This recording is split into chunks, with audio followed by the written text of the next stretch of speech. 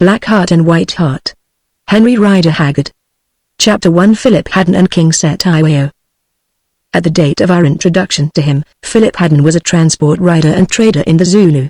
Still on the right side of 40, in appearance he was singularly handsome, tall, dark, upright, with keen eyes, short pointed beard, curling hair and clear-cut features. His life had been varied, and there were passages in it which he did not narrate even to his most intimate friends. He was of gentle birth, however, and it was said that he had received a public school and university education in England. At any rate he could quote the classics with aptitude on occasion, an accomplishment which, coupled with his refined voice and a bearing not altogether common in the wild places of the world, had earned for him among his rough companions the sobriquet of the Prince. However these things may have been, it is certain that he had emigrated to Natal under a cloud, and equally certain that his relatives at home were content to take no further interest in his fortunes. During the 15 or 16 years which he had spent in or about the colony, Haddon followed many trades, and did no good at any of them. A clever man, of agreeable and prepossessing manner, he always found it easy to form friendships and to secure a fresh start in life.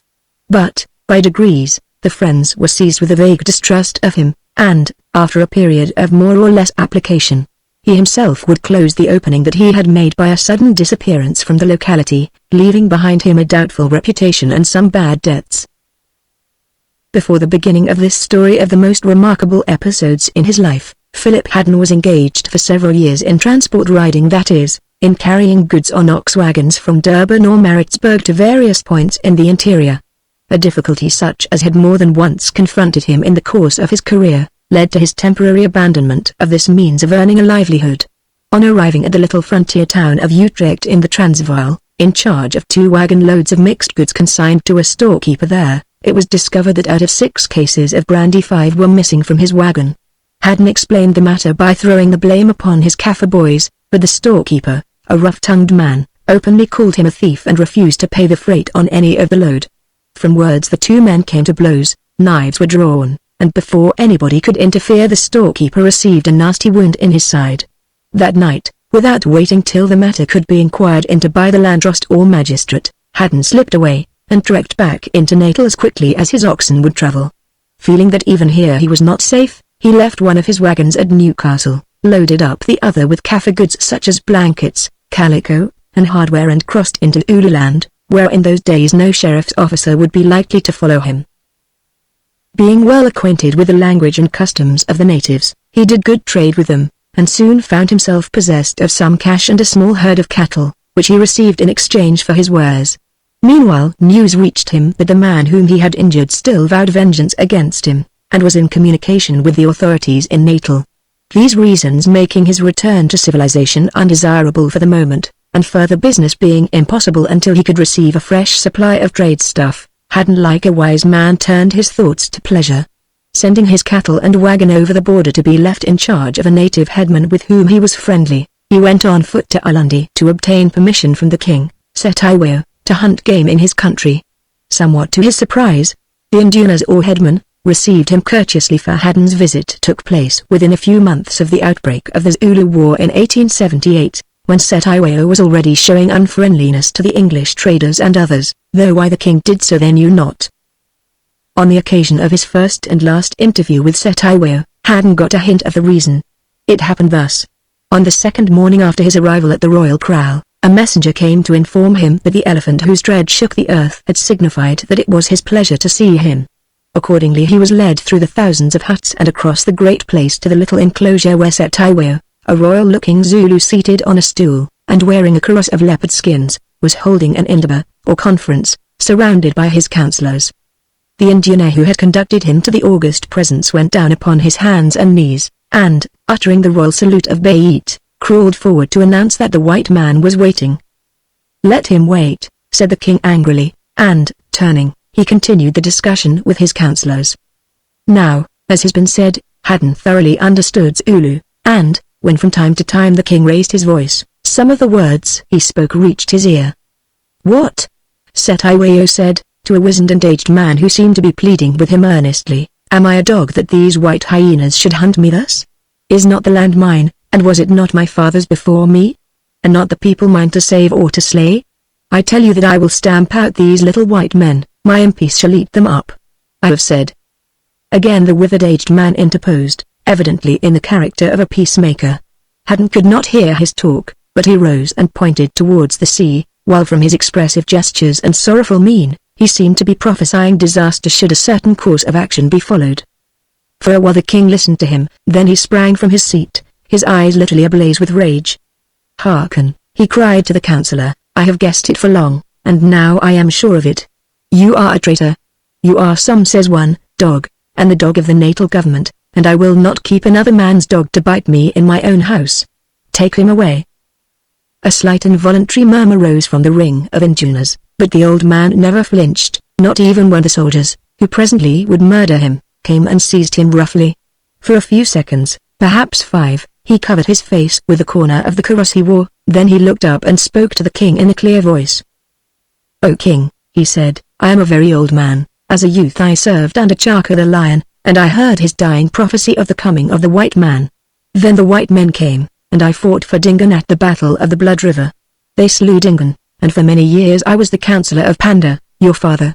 I stood by you, O king, at the Battle of the Tugla, when its grey waters were turned to red with the blood of Umbilazi your brother, and of the tens of thousands of his people. Afterwards I became your counselor, O king, and I was with you when Somse set the crown upon your head and you made promises to Somse, promises that you have not kept. Now you are weary of me, and it is well, for I am very old, and doubtless my talk is foolish, as it chances to the old. Yet I think that the prophecy of Chaka, your great-uncle, will come true, and that the white men will prevail against you and that through them you shall find your death. I would that I might have stood in one more battle and fought for you, O king, since fight you will, but the end which you choose is for me the best end. Sleep in peace, O king, and farewell. Bayit. 2. For a space there was silence, a silence of expectation while men waited to hear the tyrant reverse his judgment. But it did not please him to be merciful, or the needs of policy outweighed his pity. "Take him away," he repeated. Then, with a slow smile on his face and one word, "Good night," upon his lips, supported by the arm of a soldier, the old warrior and statesman shuffled forth to the place of death. Haddon watched and listened in amazement not unmixed with fear. If he treats his own servants like this, what will happen to me? He reflected. We English must have fallen out of favor since I left Natal. I wonder whether he means to make war on us or what? If so, this isn't my place. Just then the king, who had been gazing moodily at the ground, chanced to look up. "Bring the stranger here," he said. Haddon heard him, and coming forward offered Setiwayo his hand in as cool and nonchalant a manner as he could command. Somewhat to his surprise it was accepted. "At least, white man," said the king, glancing at his visitor's tall spare form and cleanly cut face, "you are no Umfagozan, low fellow, you are of the blood of chiefs." "Yes, king," answered Haddon, with a little sigh, "I am of the blood of chiefs." "What do you want in my country, white man?" "Very little, king.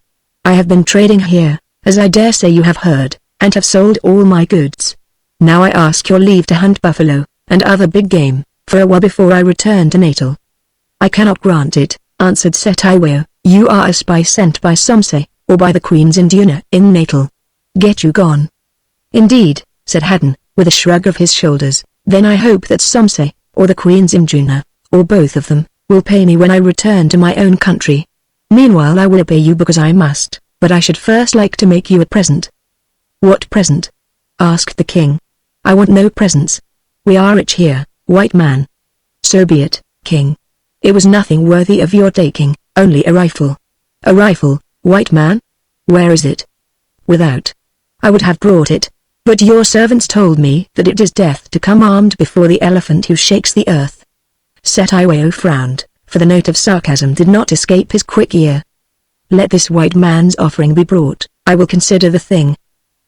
Instantly the Induna who had accompanied Haddon darted to the gateway, running with his body bent so low that it seemed as though at every step he must fall upon his face. Presently he returned with the weapon in his hand and presented it to the king, holding it so that the muzzle was pointed straight at the royal breast. "I crave leave to say, O elephant," remarked Haddon in a drawling voice, "that it might be well to command your servant to lift the mouth of that gun from your heart." "Why?" asked the king. "Only because it is loaded, and at full cock, O elephant, who probably desires to continue to shake the earth." At these words the elephant uttered a sharp exclamation, and rolled from his stool in a most unkingly manner, whilst the terrified Induna, springing backwards, contrived to touch the trigger of the rifle and discharge a bullet through the exact spot that a second before had been occupied by his monarch's head. "Let him be taken away," shouted the incensed king from the ground, but long before the words had passed his lips the Induna, with a cry that the gun was bewitched, had cast it down and fled at full speed through the gate. "He has already taken himself away," suggested Haddon, while the audience tittered. "No, king, do not touch it rashly, it is a repeating rifle. Look," and lifting the Winchester, he fired the 4 remaining shots in quick succession into the air, striking the top of a tree at which he aimed with every one of them. "Wow, it is wonderful," said the company in astonishment. "Has the thing finished?" asked the king. "For the present it has," answered Haddon. "Look at it." Setiweo took the repeater in his hand, and examined it with caution, swinging the muzzle horizontally in an exact line with the stomachs of some of his most eminent Indunas, who shrank to the side and that as the barrel was brought to bear on them. "See what cowards they are, white man," said the king with indignation. "They fear lest there should be another bullet in this gun." "Yes," answered Haddon, "they are cowards indeed. I believe that if they were seated on stools they would tumble off them just as it chanced to your majesty to do just now." "Do you understand the making of guns, white man?" asked the king hastily, while the Indunas one and all turned their heads, and contemplated the fence behind them. "No, king, I cannot make guns, but I can mend them." "If I paid you well, white man, would you stop here at my kraal, and mend guns for me?" asked Setiweo anxiously. "It might depend on the pay," answered Haddon, "but for a while I am tired of work, and wish to rest. If the king gives me the permission to hunt for which I asked, and men to go with me, then when I return perhaps we can bargain on the matter. If not, I will bid the king farewell, and journey to Natal." "In order to make report of what he has seen and learned here," muttered Setiweo. At this moment the talk was interrupted, for the soldiers who had led away the old Induna returned at speed, and prostrated themselves before the king. "Is he dead?" he asked. "He has traveled the king's bridge," they answered grimly. "He died singing a song of praise of the king." "Good," said Setiweo, "that stone shall hurt my feet no more. Go, tell the tale of its casting away to some sent to the queen's Induna in Natal," he added with bitter emphasis. "Barber, hear our father speak. Listen to the rumbling of the elephant," said the Indunas taking the point, while one bolder than the rest added, "Soon we will tell them another tale. The white talking ones, a red tale, a tale of spears, and the regiments shall sing it in their ears." At the words an enthusiasm caught hold of the listeners, as the sudden flame catches hold of dry grass.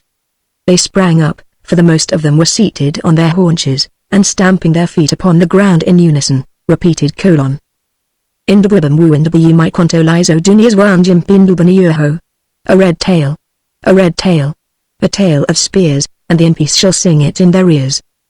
One of them, indeed, a great fierce-faced fellow, drew near to Haddon and shaking his fist before his eyes, fortunately being in the royal presence he had no assegai, shouted the sentences at him. The king saw that the fire he had lit was burning too fiercely.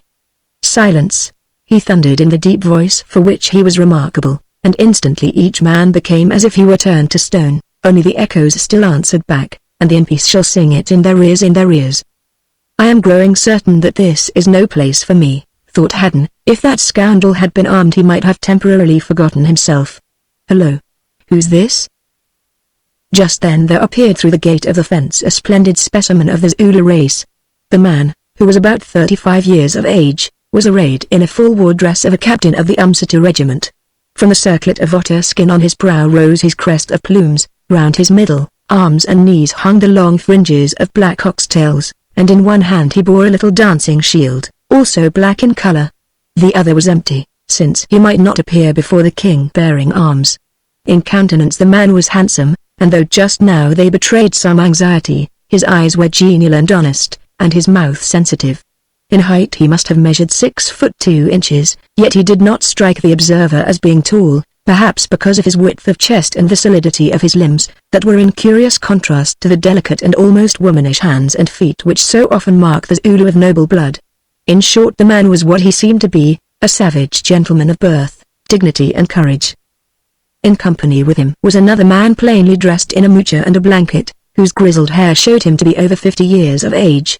His face also was pleasant and even refined, but the eyes were timorous, and the mouth lacked character. "Who are these?" asked the king. The two men fell on their knees before him, and bowed till their foreheads touched the ground the while giving him his sibonga or titles of praise. "Speak," he said impatiently. "O king," said the young warrior, seating himself Zulu fashion, "I am Nahoon, the son of Zomba, a captain of the Umsitu, and this is my uncle Umgona, the brother of one of my mothers, my father's youngest wife." Setiweo frowned. "What do you here away from your regiment, Nahoon?" "May it please the king, I have leave of absence from the head captains, and I come to ask a boon of the king's bounty." "Be swift, then, Nahoon." "It is this, O king," said the captain with some embarrassment. "A while ago the king was pleased to make a keshla of me because of certain service that I did at yonder, and he touched the black ring which he wore in the hair of his head. Being now ringed man and a captain, I crave the right of a man at the hands of the king, the right to marry." "Right? Speak more humbly, son of Zomba. My soldiers and my cattle have no rights." Nahoon bit his lip, for he had made a serious mistake. "Pardon, O king. The matter stand thus, my uncle Umgona here has a fair daughter named Nania, whom I desire to wife, and who desires me to husband. Awaiting the king's leave I am betrothed to her, and in earnest of it I have paid to Umgona a lobola of 15 head of cattle, cows and calves together. But Umgona has a powerful neighbor, an old chief named Maputa, the warden of the Crocodile Drift, who doubtless is known to the king, and this chief also seeks Nania in marriage and harries Umgona, threatening him with many evils if he will not give the girl to him. But Umgona's heart is white towards me, and towards Maputa it is black, therefore together we come to crave this boon of the king." "It is so. He speaks the truth," said Umgona. "Cease," answered Setiweo angrily. "Is this a time that my soldiers should seek wives in marriage, wives to turn their hearts to water? Know that but yesterday for this crime I commanded that 20 girls who had dared without my leave to marry men of the Undi regiment, should be strangled and their bodies laid upon the crossroads, and with them the bodies of their fathers, that all might know their sin and be warned thereby. Umgona, it is well for you and for your daughter that you sought my word before she was given in marriage to this man. Now this is my award, I refuse your prayer, Nahoon, and since you, Umgona, are troubled with one whom you would not take as son-in-law, the old chief Maputa, I will free you from his importunity. The girl, says Nahoon, is fair good, I myself will be gracious to her, and she shall be numbered among the wives of the royal house. Within 30 days from now, in the week of the next new moon, let her be delivered to the Sagodla, the royal house of the women, and with her those cattle, the cows and the calves together, that Nahoon has given you, of which I fine him because he has dared to think of marriage without the leave of the king." Chapter 2 The Bee Prophesies. "A Daniel come to judgment indeed," reflected Haddon, who had been watching this savage comedy with interest. "Our lovesick friend has got more than he bargained for. Well, that comes of appealing to Caesar," and he turned to look at the two suppliants. The old man, Umgona, merely started, then began to pour out sentences of conventional thanks and praise to the king for his goodness and condescension. Setiweo listened to his talk in silence, and when he had done answered by reminding him tersely that if Nania did not appear at the date named, both she and he, her father, would in due course certainly decorate a crossroad in their own immediate neighborhood. The captain, Nahoon, afforded a more curious study. As the fatal words crossed the king's lips, his face took an expression of absolute astonishment, which was presently replaced by one of fury, the just fury of a man who suddenly has suffered an unutterable wrong. His whole frame quivered, the veins stood out in knots on his neck and forehead, and his fingers closed convulsively as though they were grasping the handle of a spear. Presently the rage passed away, for as well might a man be wroth with fate as with his Ulu despot to be succeeded by a look of the most hopeless misery. The proud dark eyes grew dull. The copper-colored face sank in and turned ashen, the mouth drooped, and down one corner of it there trickled a little line of blood springing from the lip bitten through in the effort to keep silence. Lifting his hand in salute to the king, the great man rose and staggered rather than walked towards the gate. As he reached it, the voice of Setiweo commanded him to stop. "Stay," he said, "I have a service for you, Nahoon, that shall drive out of your head these thoughts of wives and marriage. You see this white man here, he is my guest, and would hunt buffalo and big game in the bush country. I put him in your charge, take men with you, and see that he comes to no hurt. So also that you bring him before me within a month, or your life shall answer for it. Let him be here at my royal kraal in the first week of the new moon when Nania comes, and then I will tell you whether or no I agree with you that she is fair. Go now, my child, and you, white man, Go also, those who are to accompany you shall be with you at the dawn. Farewell, but remember we meet again at the new moon, when we will settle what pay you shall receive as keeper of my guns. Do not fail me, white man, or I shall send after you, and my messengers are sometimes rough." "This means that I am a prisoner," thought Haddon, "but it will go hard if I cannot manage to give them the slip somehow. I don't intend to stay in this country if war is declared, to be pounded into Mouty, medicine, or have my eyes put out, or any little joke of that sort." 10 days had passed, and one evening Haddon and his escort were encamped in a wild stretch of mountainous country lying between the Blood and Unvanyana rivers, not more than 8 miles from that place of the Little Hand which within a few weeks was to become famous throughout the world by its native name of Isandlwana. For 3 days they had been tracking the spoor of a small herd of buffalo that still inhabited the district, but as yet they had not come up with them. Their Ulu hunters had suggested that they should follow the Unvanyana down towards the sea where game was more plentiful, but this neither Haddon, nor the captain, Nahoon, had been anxious to do, for reasons which each of them kept secret to himself. Haddon's object was to work gradually down to the Buffalo River across which he hoped to effect retreat into Natal. That of Nahoon was to linger in the neighborhood of the kraal of Umgona, which was situated not very far from their present camping place, in the vague hope that he might find an opportunity of speaking with or at least of seeing Nania, the girl to whom he was affianced, who within a few weeks must be taken from him, and given over to the king. A more eerie-looking spot than that where they were encamped Haddon had never seen. Behind them lay a tract of land half swamp and half bush in which the buffalo was supposed to be hiding. Beyond, in lonely grandeur, rose the mountain of Isandlwana, while in front was an amphitheater of the most gloomy forest, ringed round in the distance by sheer-sided hills. Into this forest there ran a river which drained the swamp, placidly enough upon the level. But it was not always level, for within 300 yards of them it dashed suddenly over a precipice, of no great height but very steep, falling into a boiling rock-bound pool that the light of the sun never seemed to reach. "What is the name of that forest, Nahoon?" asked Haddon. "It is named Magdu, the home of the dead," the Zulu replied absently, for he was looking towards the kraal of Nania, which was situated at an hour's walk away over the ridge to the right. "The home of the dead. Why?" "Because the dead live those whom we name the Esmkofu, the speechless ones, and with them other spirits, the Amalosai, from whom the breath of life has passed away, and who yet live on." "Indeed," said Haddon, "and have you ever seen these ghosts?" "Am I mad that I should go to look for them, white man? Only the dead enter that forest, and it is on the borders of it that our people make offerings to the dead." Followed by Nahoon, Haddon walked to the edge of the cliff and looked over it. To the left lay a deep and dreadful-looking pool, while close to the bank of it, placed upon a narrow strip of turf between the cliff and the commencement of the forest, was a hut. "Who lives there?" asked Haddon. "The great Zanusi, she who is named Inanga or Doct or S, she who is named Inosi, the bee, because she gathers wisdom from the dead who grow in the forest." "Do you think that she could gather enough wisdom to tell me whether I am going to kill any buffalo, Nahoon?" "Mayhap, white man, but," he added with a little smile, "those who visit the bee's hive may hear nothing, or they may hear more than they wish for. The words of that bee have a sting." "Good, I will see if she can sting me."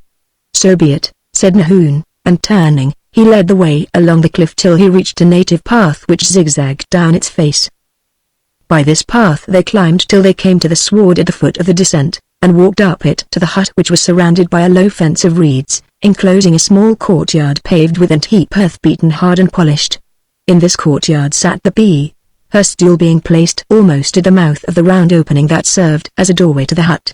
At first all that Haddon could see of her, crouched as she was in the shadow, was a huddled shape wrapped round with a greasy and tattered catskin kaross, above the edge of which appeared 2 eyes, fierce and quick as those of a leopard. At her feet smouldered a little fire, and ranged around it in a semicircle were a number of human skulls, placed in pairs as though they were talking together, whilst other bones, to all appearance also human, were festooned about the hut and the fence of the courtyard. "I see that the old lady is set up with the usual properties," thought Haddon, but he said nothing. Nor did the witch doctoress say anything, she only fixed her beady eyes upon his face. Haddon returned the compliment, staring at her with all his might, till suddenly he became aware that he was vanquished in this curious duel. His brain grew confused, and to his fancy it seemed that the woman before him had shifted shape into the likeness of colossal and horrid spider sitting at the mouth of her trap, and that these bones were the relics of her victims. "Why do you not speak, white man?" she said at last in a slow clear voice. Well, there is no need, since I can read your thoughts. You are thinking that I who am called the bee should be better named the spider. Have no fear, I did not kill these men. What would it profit me when the dead are so many? I suck the souls of men, not their bodies, white man. It is their living hearts I love to look on, for therein I read much and thereby I grow wise. Now what would you of the bee, white man? The bee that labors in this garden of death, and what brings you here, son of Zomba? Why are you not with the Umsati now that they doctor themselves for the great war, the last war, the war of the white and the black? Or if you have no stomach for fighting, why are you not to the side of Nania the tall, Nania the fair? Nahun made no answer, but Haddon said: A small thing, mother. I would know if I shall prosper in my hunting. In your hunting, white man, what hunting? The hunting of game, of money, or of women? Well, one of them, for a hunting you must ever be, that is your nature, to hunt and be hunted. Tell me now, how goes the wound of that trader who tasted of your steel yonder in the town of the Maboon, Boers? No need to answer, white man, but what fee, chief, for the poor witch doctoress whose skill you seek, she added in a whining voice. Surely you would not that an old woman should work without a fee? I have none to offer you, mother, so I will be going, said Haddon, who began to feel himself satisfied with this display of the bee's powers of observation and thought-reading. Nay, she answered with an unpleasant laugh, would you ask a question, and not wait for the answer? I will take no fee from you at present, white man, you shall pay me later on when we meet again, and once more she laughed. Let me look in your face, let me look in your face, she continued, rising and standing before him. Then of a sudden Haddon felt something cold at the back of his neck, and the next instant the bee had sprung from him, holding between her thumb and finger a curl of dark hair which she had cut from his head. The action was so instantaneous that he had neither time to avoid nor to resent it, but stood still staring at her stupidly. That is all I need, she cried, for like my heart my magic is white. Stay, son of Zomba, give me also of your hair, for those who visit the bee must listen to her humming. Nahun obeyed, cutting a little lock from his head with the sharp edge of his assegai, though it was very evident that he did this not because he wished to do so, but because he feared to refuse. Then the bee slipped back her kaross, and stood bending over the fire before them, into which she threw herbs taken from a pouch that was bound about her middle. She was still a finely shaped woman, and she wore none of the abominations which Haddon had been accustomed to see upon the persons of witch doctoresses. About her neck, however, was a curious ornament, a small live snake, red and grey in hue, which her visitors recognized as one of the most deadly to be found in that part of the country. It is not unusual for Bantu witch doctors thus to decorate themselves with snakes, though whether or not their fangs have first been extracted no one seems to know. Presently the herbs began to smolder, and the smoke of them rose up in a thin, straight stream, that, striking upon the face of the bee, clung about her head, enveloping it as though with a strange blue veil. Then of a sudden she stretched out her hands, and let fall the 2 locks of hair upon the burning herbs, where they writhed themselves to ashes like things alive. Next she opened her mouth, and began to draw the fumes of the hair and herbs into her lungs in great gulps, while the snake, feeling the influence of the medicine, hissed and, uncoiling itself from about her neck, crept upwards and took refuge among the black sakabula feathers of her headdress. Soon the vapors began to do their work, she swayed to and fro muttering, then sank back against the hut, upon the straw of which her head rested. Now the bee's face was turned upwards towards the light, and it was ghastly to behold, for it had become blue in color, and the open eyes were sunken like the eyes of one dead, whilst above her forehead the red snake wavered and hissed, reminding Haddon of the Uruist crest on the brow of statues of Egyptian kings. For 10 seconds or more she remained thus, then she spoke in a hollow and unnatural voice: O black heart and body that is white and beautiful, I look into your heart, and it is black as blood, and it shall be black with blood. Beautiful white body with black heart, you shall find your game and hunt it, and it shall lead you into the house of the homeless, into the home of the dead, and it shall be shaped as a bull, it shall be shaped as a tiger, it shall be shaped as a woman whom kings and waters cannot harm. Beautiful white body and black heart, you shall be paid your wages, money for money, and blow for blow. Think of my word when the spotted cat purrs above your breast, think of it when the battle roars about you, think of it when you grasp your great reward, and for the last time stand face to face with the ghost of the dead in the home of the dead. O white heart and black body, I look into your heart and it is white as milk, and the milk of innocence shall save it. Fool, why do you strike that blow? Let him be who is loved of the tiger, and whose love is as the love of a tiger. Ah! What face is that in the battle? Follow it, O swift of foot, but follow warily, for the tongue that has lied will never plead for mercy, and the hand that can betray is strong in war. White heart, what is death? In death life lives, and among the dead you shall find the life you lost, for there awaits you she whom kings and waters cannot harm. As the bee spoke, by degrees her voice sank lower and lower till it was almost inaudible. Then it ceased altogether and she seemed to pass from trance to sleep. Haddon, who had been listening to her with an amused and cynical smile, now laughed aloud. "Why do you laugh, white man?" asked Nahum angrily.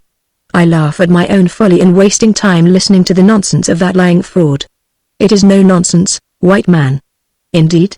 Then will you tell me what it means?" "I cannot tell you what it means yet, but our words have to do with a woman and a leopard, and with your fate and my fate." Haddon shrugged his shoulders, not thinking the matter worth further argument, and at that moment the bee woke up shivering, drew the red snake from her headdress and coiling it about her throat trapped herself again in the greasy kaross.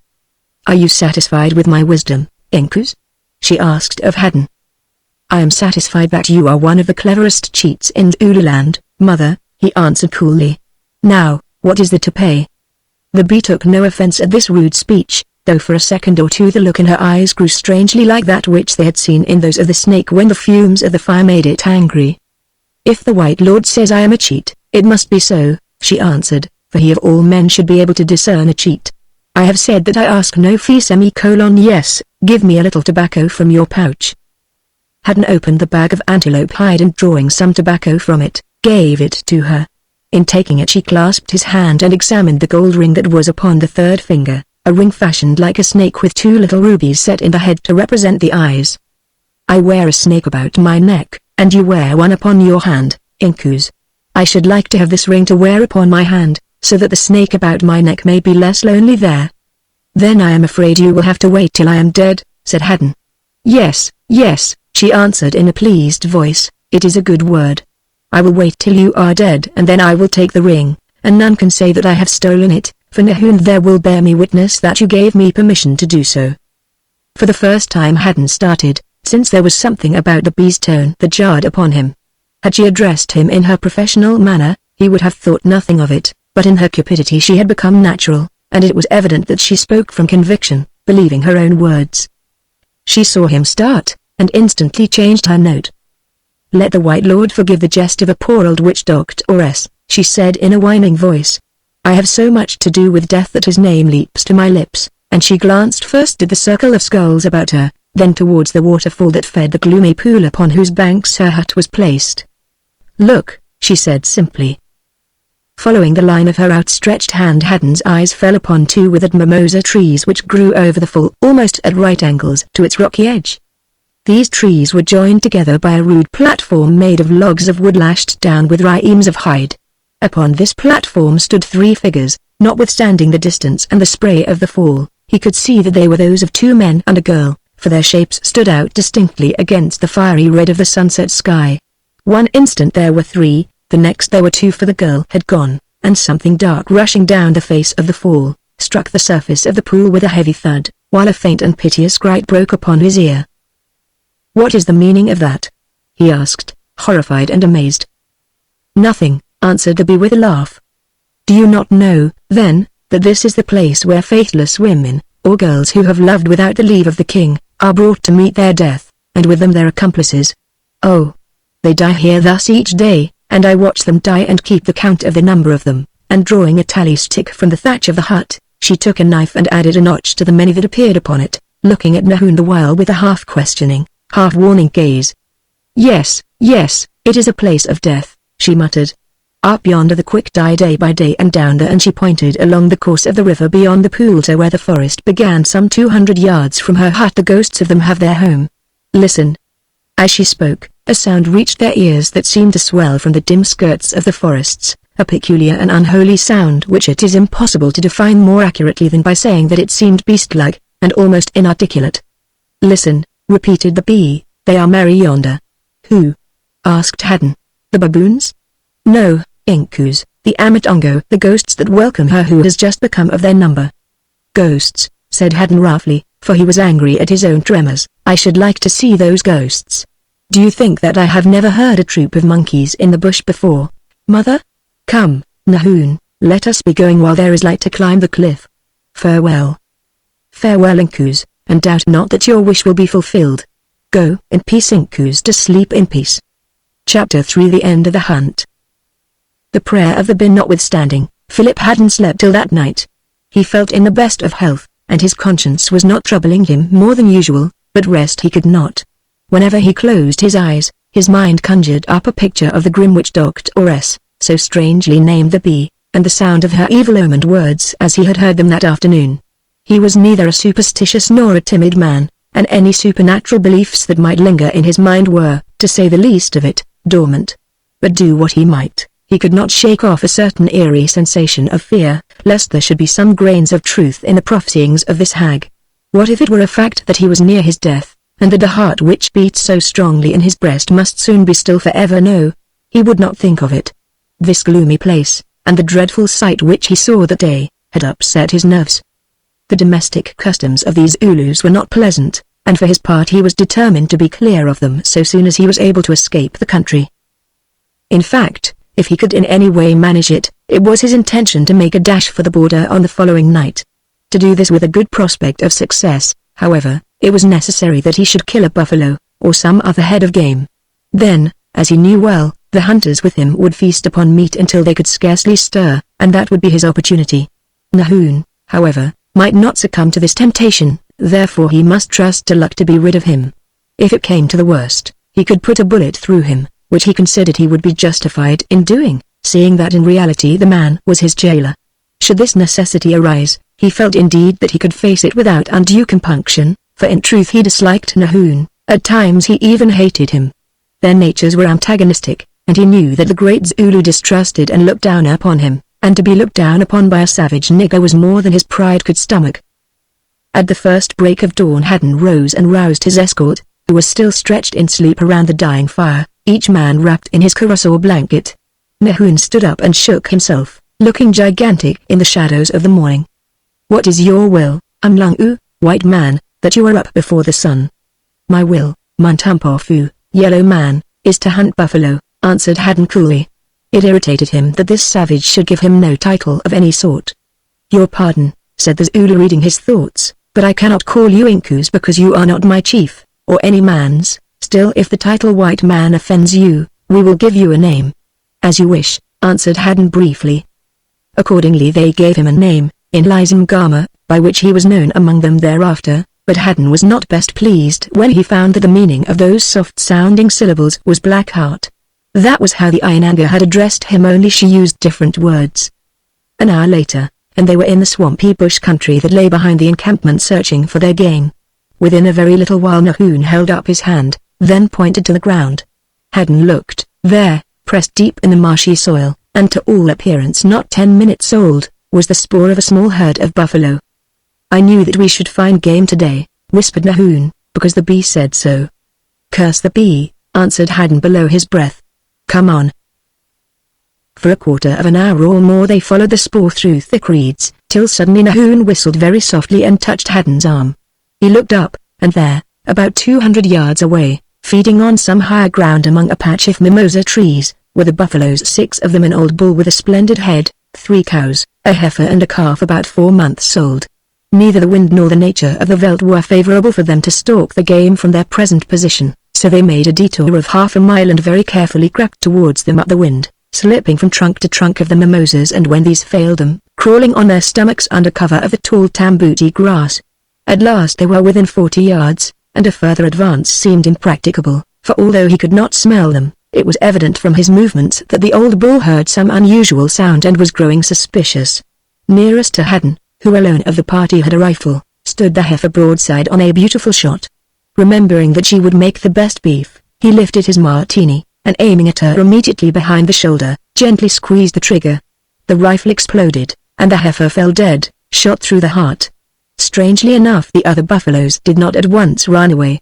On the contrary, they seemed puzzled to account for the sudden noise, and, not being able to wind anything, lifted their heads and stared round them. The pause gave Haddon space to get in a fresh cartridge and to aim again, this time at the old bull. The bullet struck him somewhere in the neck or shoulder, for he came to his knees, but in another second was up and having caught sight of the cloud of smoke he charged straight at it. Because of this smoke, or for some other reason, Haddon did not see him coming, and in consequence would most certainly have been trampled or caught, had not Nahoon sprung forward, at the imminent risk of his own life, and dragged him down behind an ant heap. A moment more and the great beast had thundered by, taking no further notice of them. "Forward," said Haddon, and leaving most of the men to cut up the heifer and carry the best of her meat to camp, they started on the blood spoor. For some hours they followed the bull, till at last they lost the trail on a patch of stony ground thickly covered with bush, and exhausted by the heat, sat down to rest and to eat some biltong or sun-dried flesh which they had with them. They finished their meal, and were preparing to return to the camp, when one of the 4 Zulus who were with them went to drink at a little stream that ran at a distance of not more than 10 paces away.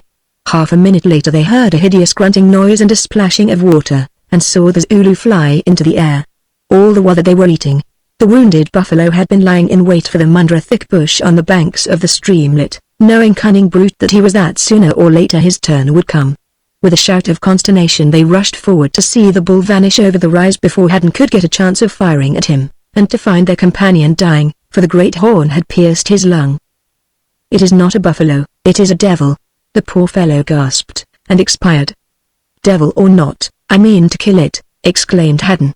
So leaving the others to carry the body of their comrade to camp, he started on accompanied by Nahoon only. Now the ground was more open and the chase easier, for they sighted their quarry frequently, though they could not come near enough to fire. Presently they travelled down a steep cliff. "Do you know where we are?" asked Nahoon, pointing to a belt of forest opposite. "That is a Magdu, the home of the dead, and look, the bullheads stay there." Haddon glanced round him. It was true, yonder to the left were the fall, the pool of doom, and the hut of the bee. "Very well," he answered, "then we must head for it too." Nahoon halted. "Surely you would not enter there," he exclaimed. "Surely I will," replied Haddon. "But there is no need for you to do so if you are afraid." "I am afraid of ghosts," said the Zulu, "but I will come." So they crossed the strip of turf, and entered the haunted wood. It was a gloomy place indeed. The great wide-topped trees grew thick, shutting out the sight of the sky. Moreover, the air in it, which no breeze stirred, was heavy with the exhalations of rotting foliage. There seemed to be no life here and no sound, only now and again a loathsome spotted snake would uncoil itself and glide away, and now and again a heavy rotten bough fell with a crash. Haddon was too intent upon the buffalo, however, to be much impressed by his surroundings. He only remarked that the light would be bad for shooting, and went on. They must have penetrated a mile or more into the forest when the sudden increase of blood upon the spoor told them that the bull's wound was proving fatal to him. "Run now," said Haddon cheerfully. "Nay, Hamburgat shall go softly," answered Nahoon. "The devil is dying, but he will try to play us another trick before he dies." And he went on peering ahead of him cautiously. "It is all right here, anyway," said Haddon, pointing to the spoor that ran straight forward, printed deep in the marshy ground. Nahoon did not answer, but stared steadily at the trunks of 2 trees a few paces in front of them and to their right. "Look," he whispered. Haddon did so, and at length made out the outline of something brown that was crouched behind the trees. "He is dead," he exclaimed. "No," answered Nahoon, "he has come back on his own path and is waiting for us. He knows that we are following his spoor. Now if you stand there, I think that you can shoot him through the back between the tree trunks." Haddon knelt down, and aiming very carefully at a point just below the bull's spine, he fired. There was an awful bellow, and the next instant the brute was up and at them. Nahoon flung his broad spear, which sank deep into its chest, then they fled this way and that. The buffalo stood still for a moment, its forelegs straddled wide and its head down, looking first after the one and then the other, till of a sudden it uttered a low moaning sound and rolled over dead, smashing Nahoon's assegai to fragments as it fell. "There. He's finished," said Haddon, "and I believe it was your assegai that killed him. Hello. What's that noise?" Nahoon listened. In several quarters of the forest, but from how far away it was impossible to tell, there rose a curious sound, as of people calling to each other in fear but in no articulate language. Nahoon shivered. "It is the Esmkofu," he said, "the ghosts who have no tongue, and who can only wail like infants. Let us be going, this place is bad for mortals." "And worse for buffaloes," said Haddon, giving the dead bull a kick, "but I suppose that we must leave him here for your friends, the Esmkofu, as we have got meat enough, and can't carry his head." So they started back towards the open country. As they threaded their way slowly through the tree trunks, a new idea came into Haddon's head. Once out of this forest, he was within an hour's run of the Zulu border, and once over the Zulu border, he would feel a happier man than he did at that moment. As has been said, he had intended to attempt to escape in the darkness, but the plan was risky. All the Zulus might not overeat themselves and go to sleep, especially after the death of their comrade, Nahoon, who watched him day and night, certainly would not. This was his opportunity. There remained the question of Nahoon. Well, if it came to the worst, Nahoon must die. It would be easy. He had a loaded rifle, and now that his assegai was gone, Nahoon had only a carry. He did not wish to kill the man, though it was clear to him, seeing that his own safety was at stake, that he would be amply justified in so doing. Why should he not put it to him and then be guided by circumstances? Nahoon was walking across a little open space about 10 spaces ahead of him where Haddon could see him very well, whilst he himself was under the shadow of a large tree with low horizontal branches running out from the trunk. "Nahoon," he said. The Zulu turned round, and took a step towards him. "No, do not move, I pray. Stand where you are, or I shall be obliged to shoot you. Listen now. Do not be afraid, for I shall not fire without warning. I am your prisoner, and you are charged to take me back to the king to be his servant. But I believe that a war is going to break out between your people and mine, and this being so, you will understand that I do not wish to go to Setiwayo's kraal, because I should either come to a violent death there, or my own brothers will believe that I am a traitor and treat me accordingly. The Zulu border is not much more than an hour's journey away, let us say an hour and a half's. I mean to be across it before the moon is up. Now, Nahoon, will you lose me in the forest and give me this hour and a half's start, or will you stop here with that ghost people of whom you talk? Do you understand? No, please do not move." "I understand you," answered the Zulu, in a perfectly composed voice, "and I think that was a good name which we gave you this morning, though, Blackheart, there is some justice in your words and more wisdom. Your opportunity is good, and one which a man named as you should not let fall. I am glad to find that you take this view of the matter, Nahoon. And now will you be so kind as to lose me, and to promise not to look for me till the moon is up?" "What do you mean, Blackheart?" "What I say. Come, I have no time to spare." "You are a strange man," said the Zulu reflectively. "You heard the king's order to me. Would you have me disobey the order of the king?" "Certainly, I would. You have no reason to love Setiwayo, and it does not matter to you whether or no I return to his kraal to mend guns there. If you think that he will be angry because I am missing, you had better cross the border also. We can go together." "And leave my father and all my brethren to his vengeance? Blackheart, you do not understand. How can you, being so named? I am a soldier, and the king's word is the king's word. I hope to have died fighting, but I am the bird in your noose. Come, shoot, or you will not reach the border before moonrise," and he opened his arms and smiled. "If it must be, so let it be. Farewell, Nahoon, at least you are a brave man, but every one of us must cherish his own life," answered Haddon calmly. Then with much deliberation he raised his rifle and covered the Zulu's breast. Already whilst his victim stood there still smiling, although a twitching of his lips betrayed the natural terrors that no bravery can banish, already his finger was contracting on the trigger, when of a sudden, as instantly as though he had been struck by lightning, Haddon went down backwards, and behold, there stood upon him a great spotted beast that waved its long tail to and fro and glared down into his eyes. It was a leopard tiger as they call it in Africa, which, crouched upon a bough of the tree above, had been unable to resist the temptation of satisfying its savage appetite on the man below. For a second or two there was silence, broken only by the purring, or rather the snoring sound made by the leopard. In those seconds, strangely enough, there sprang up before Haddon's mental vision a picture of the Inanga called Inosi, or the bee, her death-like head resting against the thatch of the hut, and her death-like lips muttering, "Think of my word when the great cat purrs above your face." Then the brute put out its strength. The claws of one paw drove deep into the muscles of his left thigh, while with another it scratched at his breast, tearing the clothes from it and furrowing the flesh beneath. The sight of the white skin seemed to madden it, and in its fierce desire for blood it drooped its square muzzle and buried its fangs in its victim's shoulder. Next moment there was a sound of running feet and of a club falling heavily. Up reared the leopard with an angry snarl, up till it stood as high as the attacking Zulu. At him it came, striking out savagely and tearing the black man as it had torn the white. Again the carry fell full on its jaws, and down it went backwards. Before it could rise again, or rather as it was in the act of rising, the heavy knobstick struck it once more, and with fearful force, this time as it chanced, full on the nape of the neck, and paralyzing the brute. It writhed and bit and twisted, throwing up the earth and leaves, while blow after blow was rained upon it, till at length with a convulsive struggle and a stifled roar it lay still, the brains oozing from its shattered skull. Hadn't sat up, the blood running from his wounds. "You have saved my life, Nahoon," he said faintly, "and I thank you." "Do not thank me, Blackheart," answered the Zulu. "It was the king's word that I should keep you safely. Still this tiger has been hardly dealt with, for certainly he has saved my life," and lifting the martini he unloaded the rifle. At this juncture Haddon swooned away. 24 hours had gone by when, after what seemed to him to be but a little time of troubled and dreamful sleep, through which he could hear voices without understanding what they said, and feel himself borne he knew not whither, Haddon awoke to find himself lying upon a carrosse in a large and beautifully clean Kaffir hut with a bundle of furs for a pillow. There was a bowl of milk at his side, and tortured as he was by thirst, he tried to stretch out his arm to lift it to his lips, only to find to his astonishment that his hand fell back to his side like that of a dead man. Looking round the hut impatiently, he found that there was nobody in it to assist him, so he did the only thing which remained for him to do. He lay still.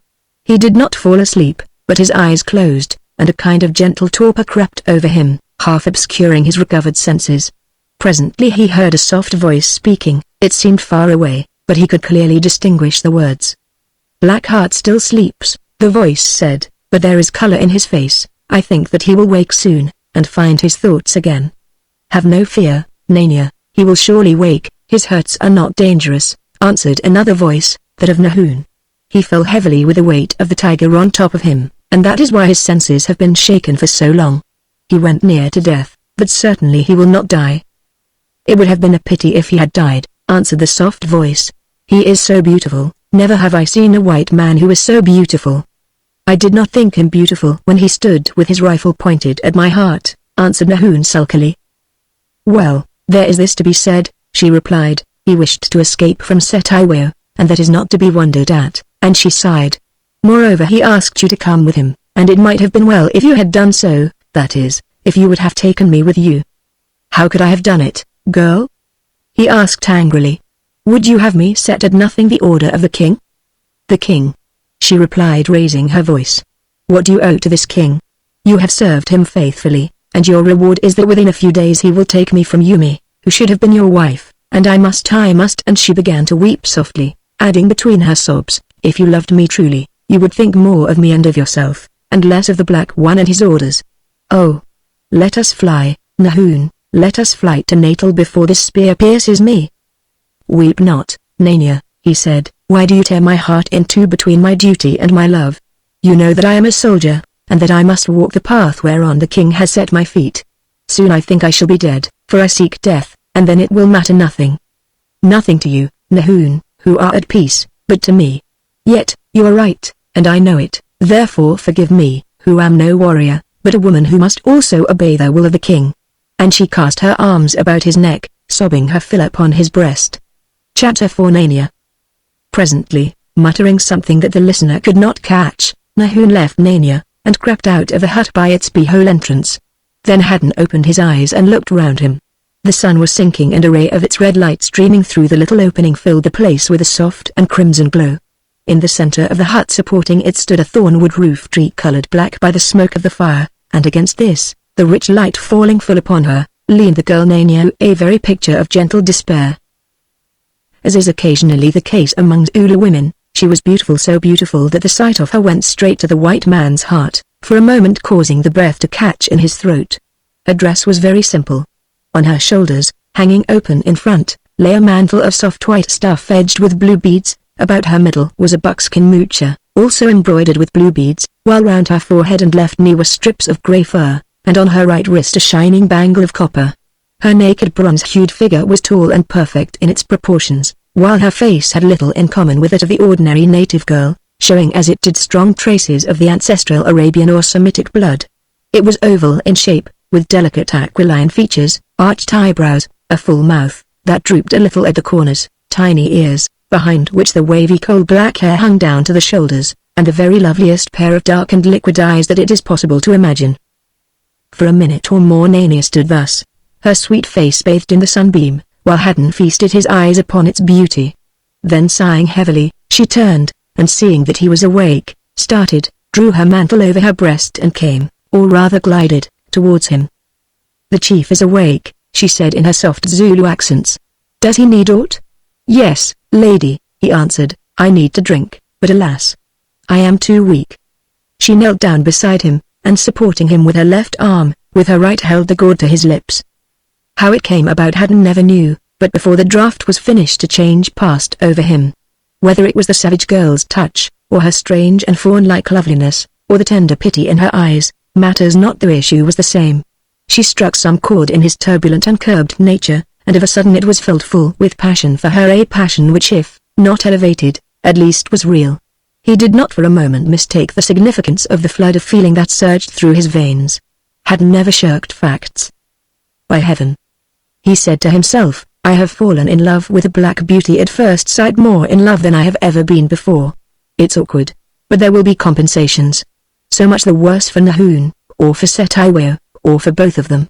After all, I can always get rid of her if she becomes a nuisance." Then, in a fit of renewed weakness, brought about by the turmoil of his blood, he lay back upon the pillow of furs, watching Nania's face while with a native salve of pounded leaves she busied herself dressing the wounds that the leopard had made. It almost seemed as though something of what was passing in his mind communicated itself to that of the girl. At least, her hand shook a little at her task, and getting done with it as quickly as she could, she rose from her knees with a courteous "It is finished, Inkoos," and once more took up her position by the roof tree. "I thank you, lady," he said, "your hand is kind."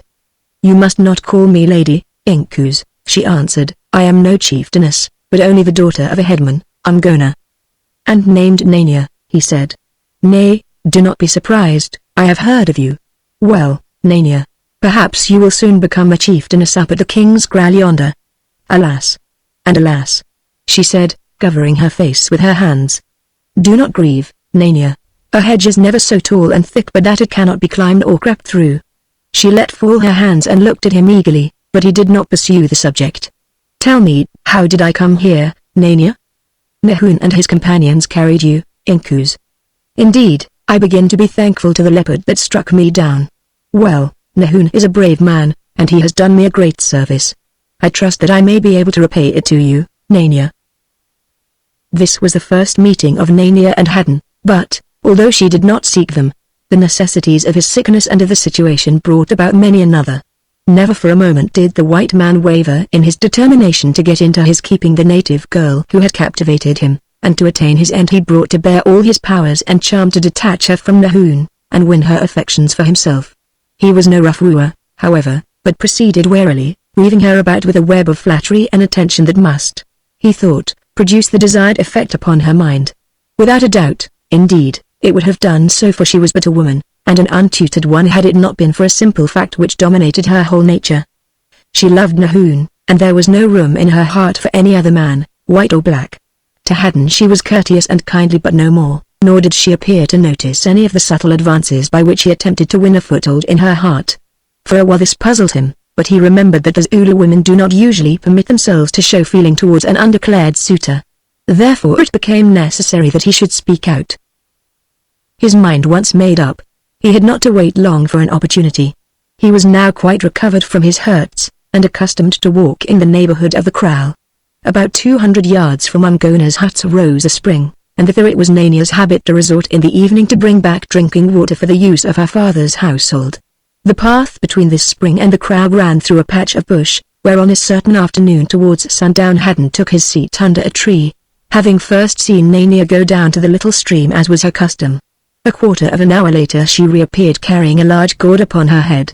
She wore no garment now except her moocha, for she had but one mantle and was afraid lest the water should splash it. He watched her advancing along the path, her hands resting on her hips, her splendid naked figure outlined against the westering sun, and wondered what excuse he could make to talk with her. As it chanced fortune favored him, for when she was near him a snake glided across the path in front of the girl's feet, causing her to spring backwards in alarm and overset the gourd of water.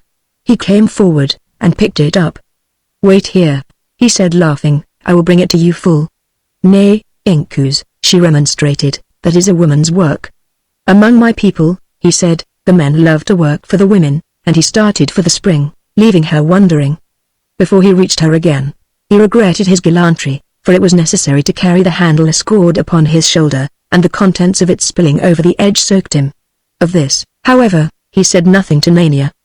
"There is your water, Nania, shall I carry it for you to the kraal?" "Nay, Inkoos, I thank you, but give it to me, you are weary with its weight." "Stay a while, and I will accompany you." "Ah, Nania, I am still weak, and had it not been for you I think that I should be dead." "It was Nahoon who saved you, not I, Inkoos." "Nahoon saved my body, but you, Nania, you alone can save my heart." "You talk darkly, Inkoos." "Then I must make my meaning clear, Nania. I love you."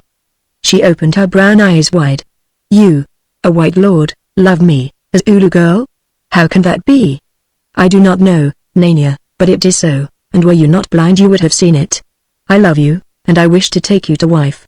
"Nay, Inkoos, it is impossible. I am already betrothed." "Eh," he answered, "betrothed to the king?" "No, betrothed to Nahoon." "But it is the king who will take you within a week, is it not so? And would you not rather that I should take you than the king?" "It seems to be so, Inkoos, and I would rather go with you than with the king, but most of all I desire to marry Nahoon. It may be that I shall not be able to marry him, but if that is so, at least I will never become one of the king's women." "How will you prevent it, Nania?" "There are waters in which a maid may drown, and trees upon which she can hang," she answered with a quick setting of the mouth. "That were a pity, Nania, you are too fair to die." "Fair or foul, yet I die, Inkoos." "No, no, come with me, I will find a way and be my wife," and he put her arm about her waist, and strove to draw her to him. Without any violence of movement, and with the most perfect dignity, the girl disengaged herself from his embrace. "You have honored me, and I thank you, Inkoos," she said quietly, "but you do not understand. I am the wife of Nahoon, I belong to Nahoon, therefore, I cannot look on any other man while Nahoon lives. It is not our custom, Inkoos, for we are not as the white women, but ignorant and simple, and when we vow ourselves to a man, we abide by that vow till death." "Indeed," said Haddon, "and so now you go to tell Nahoon that I have offered to make you my wife." "No, Inkoos, why should I tell Nahoon your secrets? I have said nay to you, not yea, therefore he has no right to know," and she stooped to lift the gourd of water. Haddon considered the situation rapidly, for his repulse only made him the more determined to succeed. Of a sudden under the emergency he conceived a scheme, or rather its rough outline. It was not a nice scheme, and some men might have shrunk from it, but as he had no intention of suffering himself to be defeated by his Ula girl, he decided with regret. It is true that having failed to attain his ends by means which he considered fair, he must resort to others of more doubtful character. "Nania," he said, "you are a good and honest woman, and I respect you. As I have told you, I love you also, but if you refuse to listen to me there is nothing more to be said, and after all, perhaps it would be better that you should marry one of your own people. But, Nania, you will never marry him, for the king will take you, and, if he does not give you to some other man, either you will become one of his sisters, or to be free of him, as you say, you will die. Now hear me, for it is because I love you and wish your welfare that I speak thus. Why do you not escape into Natal, taking Nahoon with you, for there as you know you may live in peace out of reach of the arm of Setiweo?" "That is my desire, Inkoos, but Nahoon will not consent. He says that there is to be war between us and you white men, and he will not break the command of the king and desert from his army. Then he cannot love you much, Nahoon, and at least you have to think of yourself. Whisper into the ear of your father and fly together, for be sure that Nahoon will soon follow you. And I myself would fly with you, for I too believe that there must be war, and then a white man in this country will be as a lamb among the eagles. If Nahoon will come, I will go, Inkoos, but I cannot fly without Nahoon. It is better I should stay here and kill myself." "Surely then being so fair and loving him so well, you can teach him to forget his folly and to escape with you. In 4 days' time we must start for the king's kraal, and if you win over Nahoon, it will be easy for us to turn our faces southwards and across the river that lies between the land of the Amazulu and Natal. For the sake of all of us, but most of all for your own sake, try to do this, Nania, whom I have loved and whom I now would save. See him and plead with him as you know how, but as yet do not tell him that I dream of flight, for then I should be watched." "In truth, I will, Inkoos," she answered earnestly, "and oh, I thank you for your goodness. Fear not that I will betray you first would I die. Farewell. Farewell, Nania, and taking her hand he raised it to his lips. Late that night, just as Haddon was beginning to prepare himself for sleep, he heard a gentle tapping at the board which closed the entrance to his hut. Enter, he said, unfastening the door, and presently by the light of the little lantern that he had with him, he saw Nania creep into the hut, followed by the great form of Nahun. Inkus, she said in a whisper when the door was closed again, I have pleaded with Nahun, and he has consented to fly. Moreover, my father will come also. Is it so, Nahun? Asked Haddon. It is so, answered the Zulu, looking down shamefacedly. To save this girl from the king, and because the love of her eats out my heart, I have bartered away my honor. But I tell you, Nania, and you, white man, as I told Umgona just now, that I think no good will come of this flight, and if we are caught or betrayed, we shall be killed every one of us. Caught we can scarcely be, broke in Nania anxiously, for who could betray us, except the Inkus here? Which he is not likely to do, said Haddon quietly, seeing that he desires to escape with you, and that his life is also at stake. That is so, Blackheart, said Nahun, otherwise I tell you that I should not have trusted you. Haddon took no notice of this outspoken saying, but until very late that night they sat there together making their plans. On the following morning Haddon was awakened by sounds of violent altercation. Going out of his hut he found that the disputants were Umgona and a fat and evil-looking Kaffir chief who had arrived at the kraal on a pony. This chief, he soon discovered, was named Maputa, being none other than the man who had sought Nania in marriage and brought about Nahun's and Umgona's unfortunate appeal to the king. At present he was engaged in abusing Umgona furiously, charging him with having stolen certain of his oxen and bewitched his cows so that they would not give milk. The alleged theft it was comparatively easy to disprove, but the wizardry remained a matter of argument. You are a dog, and a son of a dog, shouted Maputa, shaking his fat fist in the face of the trembling but indignant Umgona. You promised me your daughter in marriage, then having vowed her to that Umfagos and that low-lout of a soldier, Nahun, the son of Zomba, you went, the two of you, and poisoned the king's ear against me, bringing me into trouble with the king, and now you have bewitched my cattle. Well, wait, I will be even with you, wizard, wait till you wake up in the cold morning to find your fence red with fire, and the slayers standing outside your gates to eat up you and yours with spears. At this juncture Nahun, who till now had been listening in silence, intervened with effect. Good, he said, we will wait, but not in your company, Chief Maputa. Hamba. Go, and seizing the fat old ruffian by the scruff of his neck, he flung him backwards with such violence that he rolled over and over down the little slope. Haddon laughed, and passed on towards the stream where he proposed to bathe. Just as he reached it, he caught sight of Maputa riding along the footpath, his head ring-covered with mud, his lips purple and his black face livid with rage. There goes an angry man, he said to himself. Now, how would it be? And he looked upwards like one seeking an inspiration. It seemed to come, perhaps the devil finding it open whispered in his ear. At any rate in a few seconds his plan was formed, and he was walking through the bush to meet Maputa. Go in peace, chief, he said. They seem to have treated you roughly up yonder. Having no power to interfere, I came away for I could not bear the sight. It is indeed shameful that an old and venerable man of rank should be struck into the dirt, and beaten by a soldier drunk with beer. Shameful, white man, gasped Maputa, your words are true indeed. But wait a while. I, Maputa, will roll that stone over, I will throw that bull upon its back. When next the harvest ripens, this I promise, that neither Nahun nor Umgona, nor any of his kraals shall be left to gather it. And how will you manage that, Maputa? I do not know, but I will find a way. Oh, I tell you, a way shall be found. Haddon patted the pony's neck meditatively, then leaning forward, he looked the chief in the eyes and said: What will you give me, Maputa, if I show you that way, a sure and certain one, whereby you may be avenged to the death upon Nahun, whose violence I also have seen, and upon Umgona, whose witchcraft brought sore sickness upon me? What reward do you seek, white man? Asked Maputa eagerly. A little thing, chief, a thing of no account, only the girl Nania, to whom as it chances I have taken a fancy. I wanted her for myself, white man, but he who sits at Dalundi has laid his hand upon her. That is nothing, chief, I can arrange with him who sits at Dalundi. It is with you who are great here that I wish to come to terms. Listen, if you grant my desire, not only will I fulfill yours upon your foes, but when the girl is delivered into my hands I will give you this rifle and 100 rounds of cartridges." Maputa looked at the sporting martini, and his eyes glistened. "It is good," he said, "it is very good. Often have I wished for such a gun that will enable me to shoot game, and to talk with my enemies from far away. Promise it to me, white man, and you shall take the girl if I can give her to you." "You swear it, Maputa?" "I swear it by the head of Chaka, and the spirits of my fathers." "Good.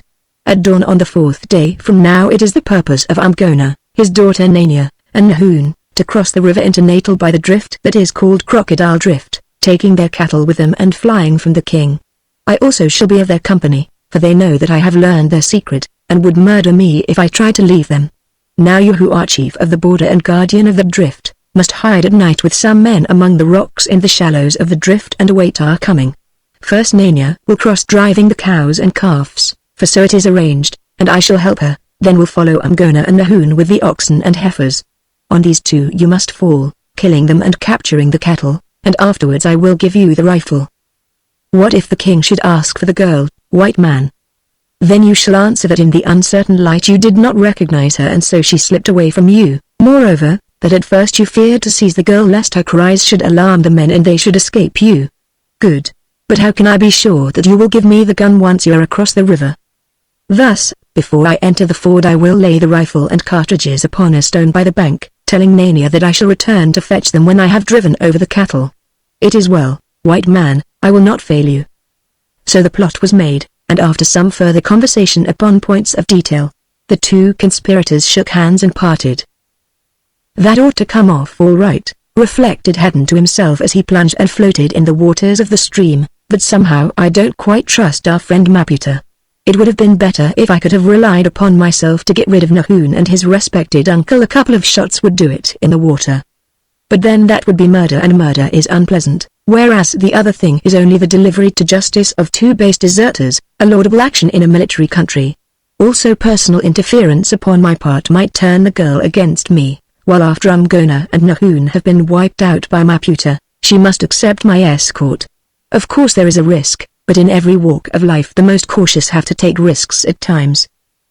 As it chanced, Philip Haddon was correct in his suspicions of his coadjutor, Maputa.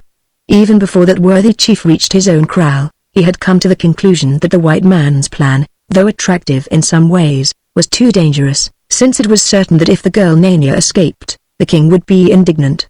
Moreover, the men he took with him to do the killing in the drift would suspect something and talk.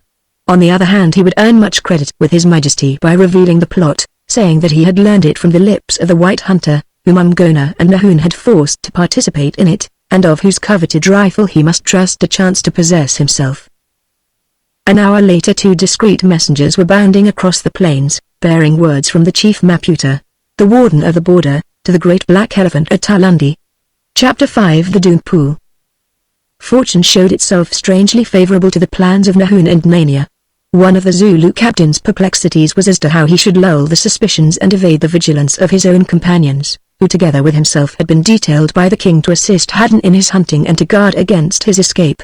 As it chanced, however, on the day after the incident of the visit of Maputa, a messenger arrived from no less a person than the great military induna, Tuvingwayo Camarolo, who afterwards commanded the Zulu army at Zandluana, ordering these men to return to their regiment, the Umsata Corps, which was to be placed upon full war footing. Accordingly Nahoon sent them, saying that he himself would follow with Blackheart in the course of a few days, as at present the white man was not sufficiently recovered from his hurts to allow of his traveling fast and far. So the soldiers went, doubting nothing.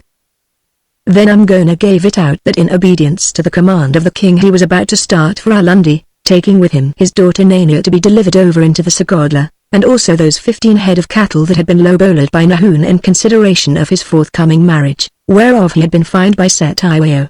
Under pretense that they required a change of veldt, the rest of his cattle he sent away in charge of a Basuto herd who knew nothing of their plans, telling him to keep them by the crocodile drift, as there the grass was good and sweet.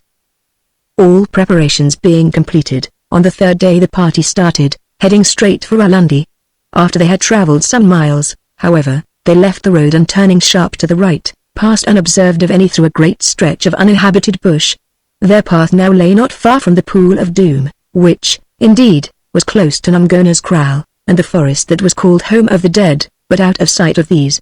It was their plan to travel by night, reaching the broken country near the Crocodile Drift on the following morning. Here they proposed to lie hid that day and through the night, then, having first collected the cattle which had preceded them, to cross the river at the break of dawn and escape into Natal. At least this was the plan of his companions, but, as we know, Haddon had another program, whereon after one last appearance two of the party would play no part. During that long afternoon's journey Umgona, who knew every inch of the country, walked ahead driving the 15 cattle and carrying in his hand a long traveling stake of black and white beechwood, for in truth the old man was in a hurry to reach his journey's end. Next came Nahun, armed with a broad assegai, but naked except for his mucha and necklet of baboon's teeth, and with him Nania in her white bead-bordered mantle. Haddon, who brought up the rear, noticed that the girl seemed to be under the spell of an imminent apprehension, for from time to time she clasped her lover's arm, and looking up into his face, addressed him with vehemence, almost with passion. Curiously enough, the sight touched Haddon, and once or twice he was shaken by so sharp a pang of remorse at the thought of his share in this tragedy, that he cast about in his mind seeking a means to unravel the web of death which he himself had woven. But ever that evil voice was whispering at his ear. It reminded him that he, the white Inkus, had been refused by this dusky beauty, and that if he found a way to save him, within some few hours she would be the wife of the savage gentleman at her side, the man who had named him Blackheart and who despised him, the man whom he had meant to murder and who immediately repaid his treachery by rescuing him from the jaws of the leopard at the risk of his own life. Moreover, it was a law of Haddon's existence never to deny himself of anything that he desired if it lay within his power to take it, a law which had led him always deeper into sin. In other respects, indeed, it had not carried him far, for in the past he had not desired much, and he had won little, but this particular flower was to his hand, and he would pluck it.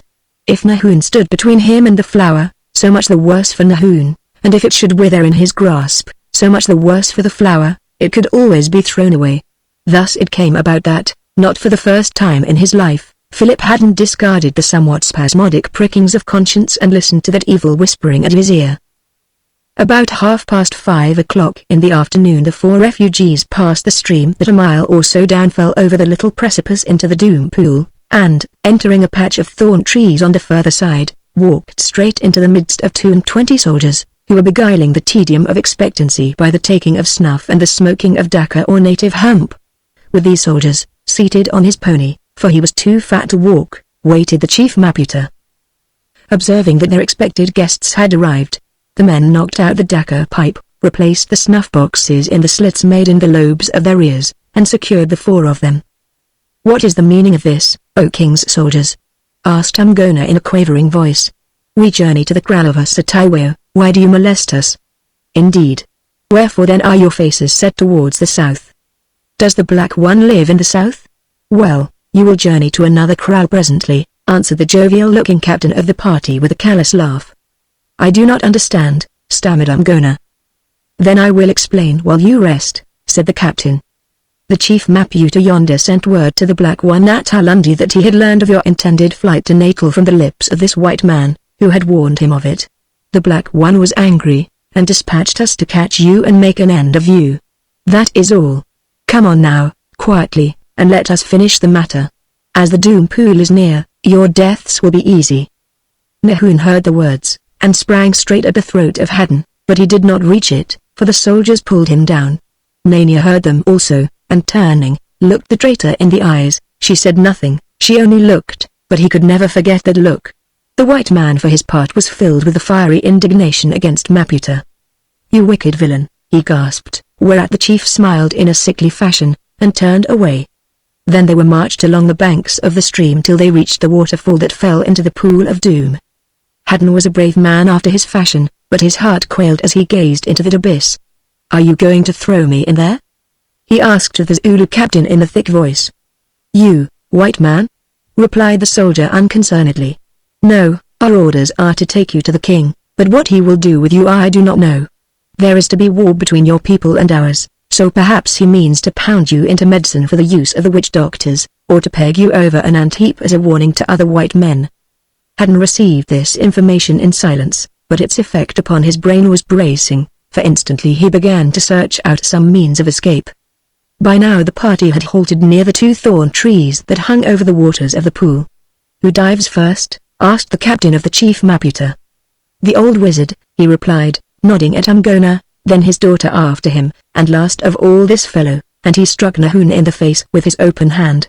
"Come on, wizard," said the captain, grasping Umgona by the arm, "and let us see how you can swim." At the words of doom Umgona seemed to recover his self-command, after the fashion of his race.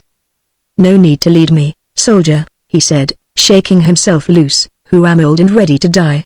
Then he kissed his daughter at his side, wrung Nahun by the hand, and turning from Haddon with a gesture of contempt walked out upon the platform that joined the 2 thorn trunks.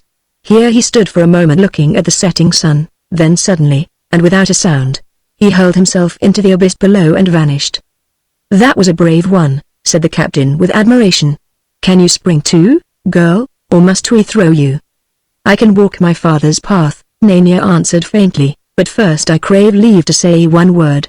It is true that we were escaping from the king, and therefore by the law we must die, but it was Blackheart here who made the plot, and he who has betrayed us. Would you know why he has betrayed us? Because he sought my favor, and I refused him, and this is the vengeance that he takes, a white man's vengeance." "Wow!" broke in the chief Maputa, "this pretty one speaks truth, for the white man would have made a bargain with me under which Umgona, the wizard, and Nahun, the soldier, were to be killed at the crocodile drift, and he himself suffered to escape with a girl. I spoke him softly and said yes, and then like a loyal man I reported to the king." "You hear," sighed Nania. "Nahun, fare you well, though presently perhaps we shall be together again. It was I who tempted you from your duty. For my sake you forgot your honor, and I am repaid. Farewell, my husband, it is better to die with you than to enter the house of the king's women," and Nania stepped onto the platform. Here, holding to a bough of one of the thorn trees, she turned and addressed Haddon, saying: "Blackheart, you seem to have won the day, but me at least you lose, and the sun is not yet set.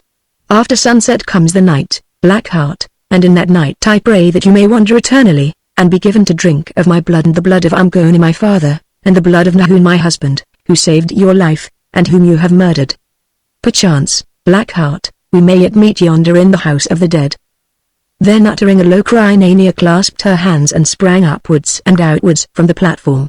The watchers bent their heads forward to look. They saw her rush headlong down the face of the fall to strike the water 50 feet below. A few seconds, and for the last time, they caught sight of her white garment glimmering on the surface of the gloomy pool. Then the shadows and mist wreaths hid it, and she was gone. "Now, husband," cried the cheerful voice of the captain, "yonder is your marriage bed, so be swift to follow a bride who is so ready to lead the way." "Wow! But you're good people to kill, never have I had to do with any who gave less trouble." "You," and he stopped, for mental agony had done its work, and suddenly Nahun went mad before his eyes. With a roar like that of a lion the great man cast off those who held him, and seizing one of them round the waist and thigh, he put out all his terrible strength. Lifting him as though he had been an infant, he hurled him over the edge of the cliff to find his death on the rocks of the pool of doom. Then crying: "Blackheart! Your turn, Blackheart the traitor!" He rushed at Haddon, his eyes rolling and foam flying from his lips, as he passed striking the chief Maputa from his horse with a backward blow of his hand. Ill would it have gone with the white man if Nahun had caught him. But he could not come at him, for the soldiers sprang upon him, and notwithstanding his fearful struggles they pulled him to the ground, as at certain festivals the Zulu regiments with their naked hands pull down a bull in the presence of the king. "Cast him over before he can work more mischief," said a voice. But the captain cried out, "Nay, nay, he is sacred, the fire from heaven has fallen on his brain, and we may not harm him, else evil would overtake us all. Bind him hand and foot, and bear him tenderly to where he can be cared for. Surely I thought that these evildoers were giving us too little trouble, and thus it has proved." So they set themselves to make fast Nahun's hands and wrists, using as much gentleness as they might, for among the Zulus a lunatic is accounted holy. It was no easy task, and it took time. Haddon glanced around him, and saw his opportunity. On the ground close beside him lay his rifle, where one of the soldiers had placed it, and about a dozen yards away Maputa's pony was grazing. With a swift movement, he seized the martini, and 5 seconds later he was on the back of the pony, heading for the crocodile drift at a gallop. So quickly indeed did he execute this masterly retreat, that occupied as they all were in binding Nahun, For half a minute or more none of the soldiers noticed what had happened. Then Maputa chanced to see, and waddled after him to the top of the rise, screaming, "The white thief, he has stolen my horse, and the gun too, the gun that he promised to give me." Haddon, who by this time was 100 yards away, heard him clearly, and a rage filled his heart. This man had made an open murderer of him. More, he had been the means of robbing him of the girl for whose sake he had dipped his hands in these iniquities. He glanced over his shoulder. Maputa was still running, and alone. Yes, there was time, at any rate he would risk it. Pulling up the pony with a jerk, he leapt from its back, slipping his arm through the rein with an almost simultaneous movement. As it chanced, and as he had hoped would be the case, the animal was a trained shooting horse, and stood still. Haddon planted his feet firmly on the ground and drawing a deep breath, he cocked the rifle and covered the advancing chief. Now Maputa saw his purpose and with a yell of terror turned to fly. Haddon waited a second to get the sight fair on his broad back, then just as the soldiers appeared above the rise he pressed the trigger. He was a noted shot, and in this instance his skill did not fail him, for, before he heard the bullet tell, Maputa flung his arms wide and plunged to the ground dead. 3 seconds more, and with a savage curse, Haddon had remounted the pony and was riding for his life towards the river, which a while later he crossed in safety. Chapter 6 The Ghost of the Dead. When Nania leapt from the dizzy platform that overhung the pool of doom, a strange fortune befell her. Close into the precipice were many jagged rocks, and on these the waters of the fall fell and thundered, bounding from them in spouts of spray into the troubled depths of the fosse beyond. It was on these stones that the life was dashed out from the bodies of the wretched victims who were hurled from above. But Nania, it will be remembered, had not waited to be treated thus, and as it chanced the strong spring with which she had leapt to death carried her clear of the rocks. By a very little she missed the edge of them and striking the deep water head first like some practiced diver, she sank down and down till she thought that she would never rise again. Yet she did rise, at the end of the pool in the mouth of the rapid, along which she sped swiftly, carried down by the rush of the water. Fortunately there were no rocks here, and, since she was a skillful swimmer, she escaped the danger of being thrown against the banks. For a long distance she was borne thus till at length she saw that she was in a forest, for trees cut off the light from the water, and their drooping branches swept its surface. One of these Nania caught with her hand, and by the help of it she dragged herself from the river of death whence none had escaped before. Now she stood upon the bank gasping but quite unharmed. There was not a scratch on her body, even her white garment was still fast about her neck. But though she had suffered no hurt in her terrible voyage, so exhausted was Nania that she could scarcely stand. Here the gloom was that of night, and shivering with cold she looked helplessly to find some refuge. Close to the water's edge grew an enormous yellow wood tree, and to this she staggered thinking to climb it, and seek shelter in its boughs where, as she hoped, she would be safe from wild beasts. Again fortune befriended her, for at a distance of a few feet from the ground there was a great hole in the tree which, she discovered, was hollow. Into this hole she crept, taking her chance of its being the home of snakes or other evil creatures, to find that the interior was wide and warm. It was dry also, for at the bottom of the cavity lay a foot or more of rotten tinder and moss brought there by rats or birds. Upon this tinder she lay down, and covering herself with the moss and leaves soon sank into sleep or stupor. How long Nania slept she did not know, but at length she was awakened by a sound as of guttural human voices talking in a language that she could not understand. Rising to her knees she peered out of the hole in the tree. It was night, but the stars shone brilliantly, and their light fell upon an open circle of ground close by the edge of the river. In this circle there burned a great fire, and at a little distance from the fire were gathered 8 or 10 horrible-looking beings, who appeared to be rejoicing over something that lay upon the ground. They were small in stature, men and women together, but no children, and all of them were nearly naked. Their hair was long and thin, growing down almost to the eyes. Their jaws and teeth protruded and the girth of their black bodies was out of all proportion to their height. In their hands they held sticks with sharp stones lashed onto them, or rude hatchet-like knives of the same material. Now Nania's heart shrank within her, and she nearly fainted with fear, for she knew that she was in the haunted forest, and without a doubt these were the Esmkofu, the evil ghosts that dwelt therein. Yes, that was what they were, and yet she could not take her eyes off them. The sight of them held her with a horrible fascination. But if they were ghosts, why did they sing and dance like men? Why did they wave those sharp stones aloft, and quarrel and strike each other? And why did they make a fire as men do when they wish to cook food? More, what was it that they rejoiced over? that long dark thing which lay so quiet upon the ground. It did not look like a head of game, and it could scarcely be a crocodile, yet clearly it was food of some sort, for they were sharpening the stone knives in order to cut it up. While she wondered thus, one of the dreadful-looking little creatures advanced to the fire, and taking from it a burning bough, held it over the thing that lay upon the ground, to give light to a companion who was about to do something to it with a stone knife. Next instant Nania drew back her head from the hole, a stifled shriek upon her lips. She saw what it was now. It was the body of a man. Yes, and these were no ghosts, they were cannibals of whom when she was little, her mother had told her tales to keep her from wandering away from home. But who was the man they were about to eat? It could not be one of themselves, for his stature was much greater. Oh! Now she knew, it must be Nahun, who had been killed up yonder, and whose dead body the waters had brought down to the haunted forest as they had brought her alive. Yes, it must be Nahun, and she would be forced to see her husband devoured before her eyes. The thought of it overwhelmed her. That he should die by order of the king was natural, but that he should be buried thus. Yet what could she do to prevent it? Well, if it cost her her life, it should be prevented. At the worst they could only kill and eat her also, and now that Nahun and her father were gone, being untroubled by any religious or spiritual hopes and fears, she was not greatly concerned to keep her own breath in her. Slipping through the hole in the tree, Nania walked quietly towards the cannibals, not knowing in the least what she should do when she reached them. As she arrived in line with the fire, this lack of program came home to her mind forcibly, and she paused to reflect. Just then one of the cannibals looked up to see a tall and stately figure wrapped in a white garment which, as the flame light flickered on it, seemed now to advance from the dense background of shadow, and now to recede into it. The poor savage wretch was holding a stone knife in his teeth when he beheld her, but it did not remain there long, for opening his great jaws he uttered the most terrified and piercing yell that Nania had ever heard. Then the others saw her also, and presently the forest was ringing with shrieks of fear.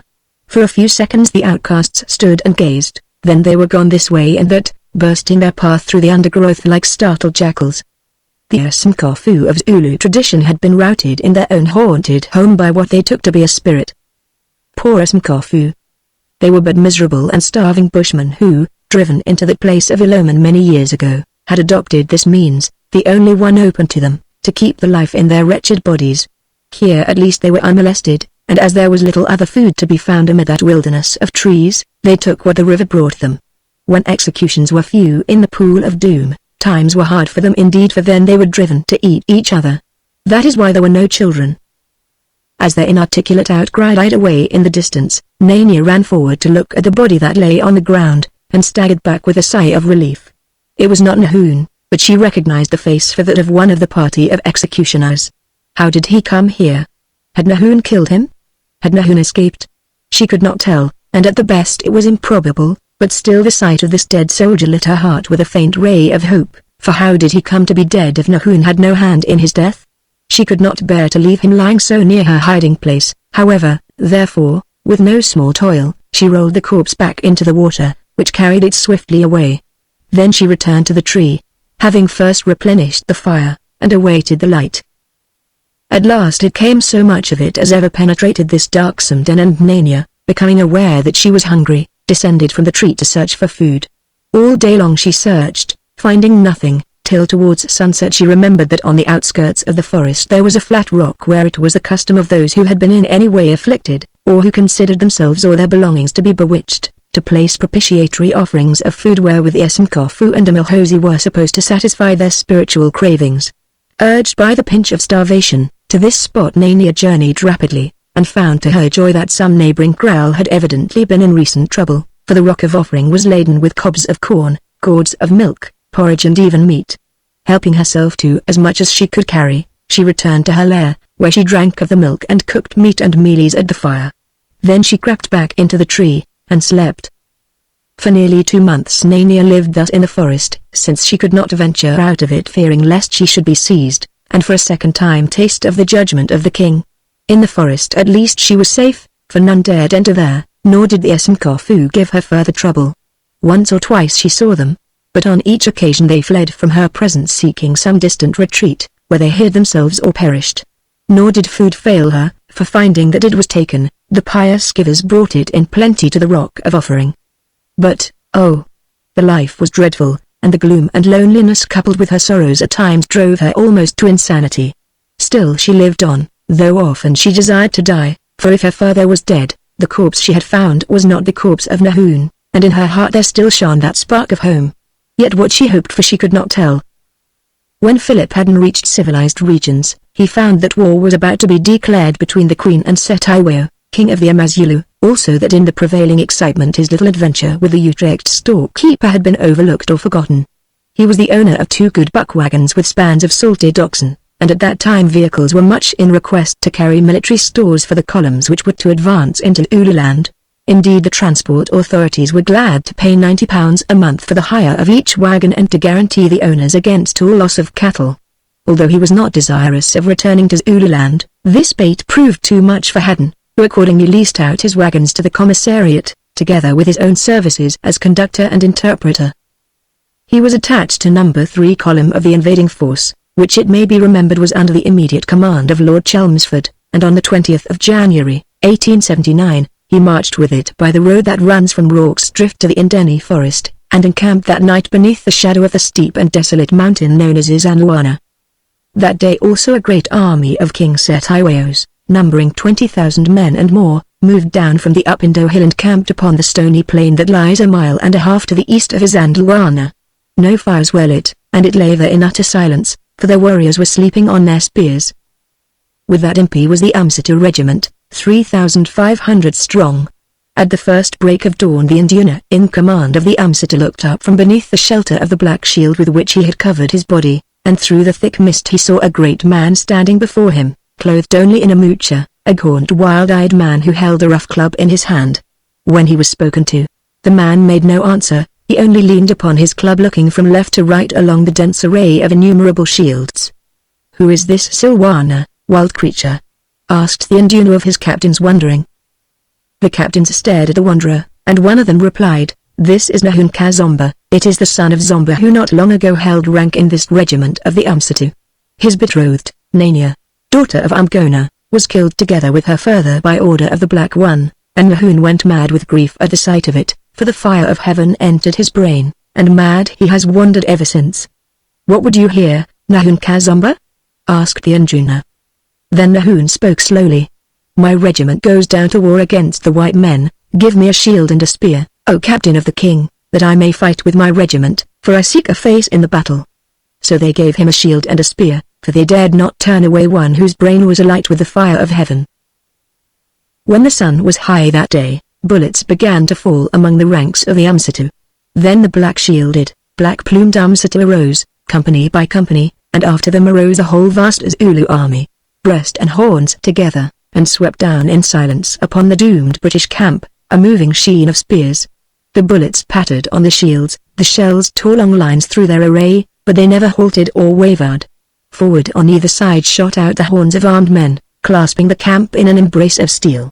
Then as these began to close, out burst the war cry of the Zulus, and with the roar of a torrent and the rush of a storm, with a sound like the humming of a billion bees, wave after wave the deep breast of the impi rolled down upon the white men.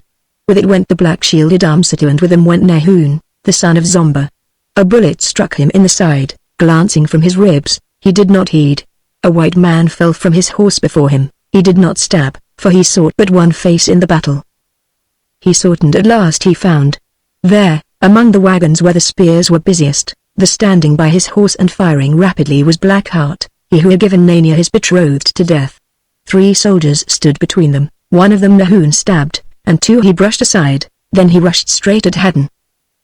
But the white man saw him come, and even through the mask of his madness he knew Nahun again, and terror took hold of him.